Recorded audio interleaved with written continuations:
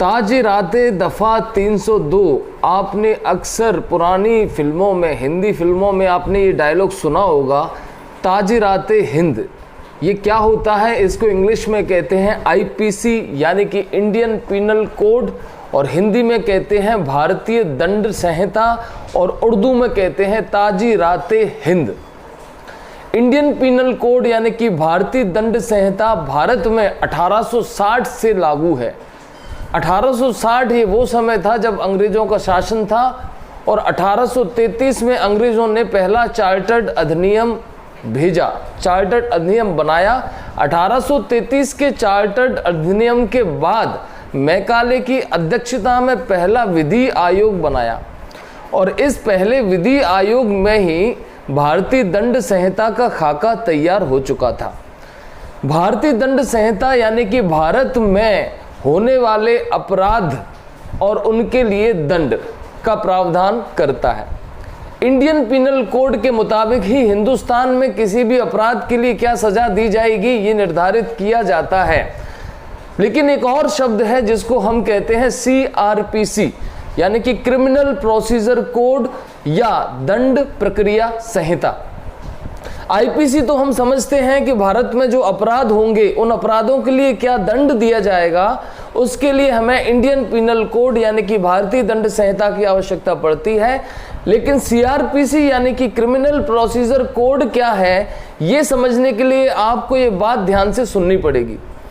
हमारे यहाँ पुलिस जांच में दो प्रक्रिया अपनाई जाती हैं, एक पीड़ित पक्ष के लिए और एक अपराधी पक्ष के लिए।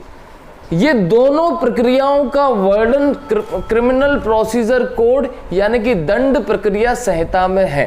यानी कि अपराध घटित होने से लेकर अपराधी को सजा दिलाने तक की सारी प्रक्रिया क्रिमिनल प्रोसीजर कोड में वर्णित है।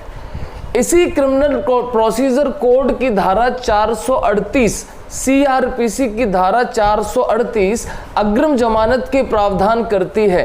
अग्रिम जमानत वो जमानत कहलाती है जब कोई व्यक्ति गिरफ्तारी से बचने के लिए अदालत के समक्ष जमानत का निवेदन करता है।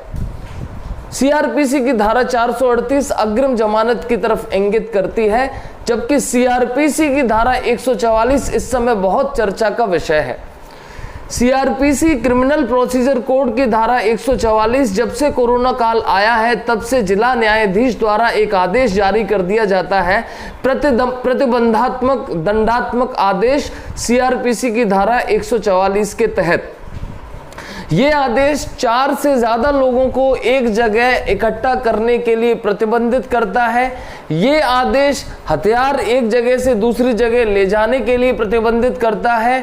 ये आदेश किसी भी जुलूस को निकालने के लिए प्रतिबंधित करता है। ये आदेश किसी सभा को संचालित करने के लिए प्रतिबंधित करता है। ये आदेश किसी व्यक्ति विशेष को किसी सीमा के अंदर प्रवेश न देने के लिए प्रेरित करता है। तो सीआरपीसी की धारा 144 उन विषम परिस्थितियों में लगाई जाती है जहां पर तुरंत कार्रवाई की आवश्यकता हो, और सीआरपीसी की धारा 144 या तो जिला मजिस्ट्रेट यानी कि कलेक्टर द्वारा या सब डिविजनल मजिस्ट्रेट यानी कि एसडीएम द्वारा, राज्य सरकार द्वारा या किसी भी एग्जीक्यूटिव मजिस्ट्रेट द्वारा ये प्रतिबंधात्मक आदेश जारी किए जा सकते हैं धारा 144 के तहत। सीआरपीसी की धारा 144 का उल्लंघन करने पर इंडियन पीनल कोड की धारा 188 के तहत सजा का भी प्रावधान है। तो इंडियन पीनल कोड के तहत क्या सजा, किस अपराध के लिए क्या सजा दी जाएगी ये निर्धारित किया जाता है, जबकि सीआरपीसी के तहत क्या प्रक्रिया अपनाई जाएगी ये निर्धारित किया जा सकता है। भारत, पाकिस्तान, बांग्लादेश, श्रीलंका, इन चारों देशों में अपराध दो तरह के होते हैं। एक अपराध संज्ञेय अपराध कहलाता है, दूसरा अपराध असंज्ञेय अपराध कहलाता है। संज्ञेय अपराध वो अपराध कहते हैं जब पुलिस को किसी भी व्यक्ति को गिरफ्तार करने के लिए कोर्ट के वारंट की आवश्यकता नहीं होती, यानी कि वो गंभीर अपराध जिसमें हत्या, देशद्रोह, बलात्कार ये सभी अपराध शामिल हैं, ये सभी अपराध संज्ञेय अपराध कहलाते हैं। और इन अपराधों में पुलिस को गिरफ्तार करने के लिए किसी भी वारंट की आवश्यकता नहीं पड़ती। लेकिन जो असंज्ञेय अपराध होते हैं तब गिरफ्तारी के लिए पुलिस को कोर्ट से वारंट लेना पड़ता है।